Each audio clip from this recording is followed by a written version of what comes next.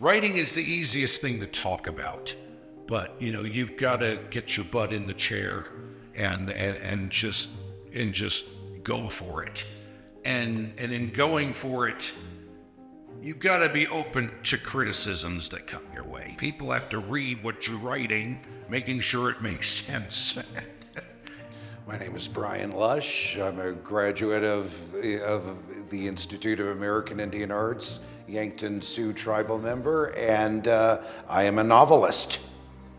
When I first came to IAIA, I thought I was going to be a science fiction writer. I thought I was going to, and I mean I'm talking total, space opera, bordering on soap opera kind of science fiction. Nothing hard about it at all. And that was where my 18-year-old brain was. I learned show, don't tell, because trust me, I did not get that when I first joined the program. And that was a very valuable thing to learn. I learned that from Mr. John Davis and Arthur Z to a degree. And Barney Bush was the other one. And so the show don't tell has always been, the biggest takeaway for me from IAIA. After IAIA and after UNM, I felt I needed to live a little more. I didn't write anything. I became a musician for a little bit and wrote music, and then when I moved to Los Angeles, the need to want to write music had disappeared.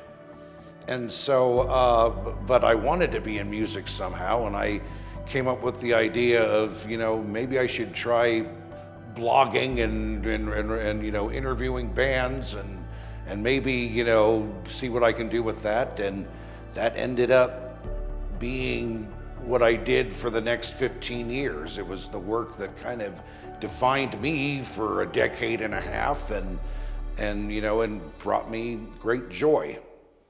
My first novel, Roger's War, was published in 2022, and it is a dystopia. It is a story of a half-native, half-black 14-year-old boy who's lost his whole family in a civil war that has devastated the country, and how he tries to survive in a rogue nation called Heartland that is slowly taking over what used to be the United States. And Heartland is an authoritarian theocracy hell-bent on making life miserable for anyone who doesn't fall in line with it.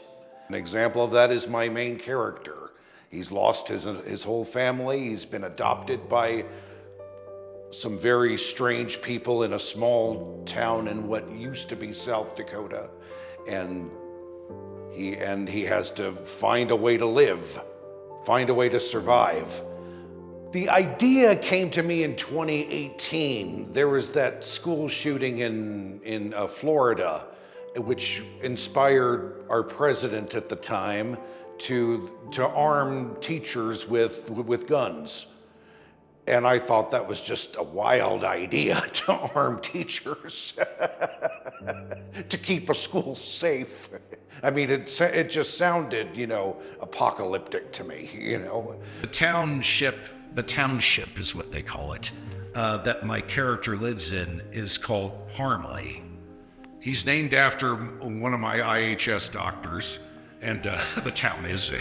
But the town is based off of the town that my grandparents lived in and where my Aunt Claire lives in. The water, something about the water tower that the town has always oddly intrigued me. I just thought it was a curious fixture when I was a kid. You didn't see it growing up in DC, and how the town was built around it. And I saw a picture that my Aunt Claire took of a sunset in Gayville with the water tower silhouetted.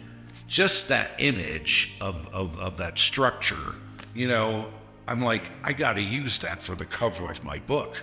The sequel is called The Beasts of Heartland. Unlike the first book, the narrative gets broadened.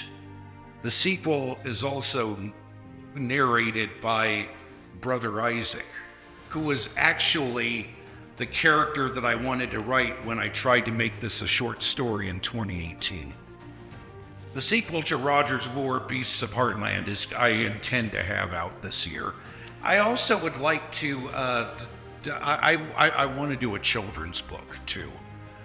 I want to go in all directions. Maybe even do some nonfiction. Do some research. I mean, it's taken me.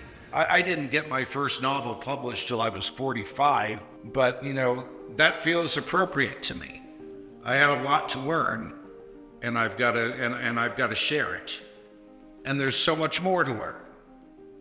So I guess in the next 5 years, it's a lot of learning and a lot of sharing and a lot of writing.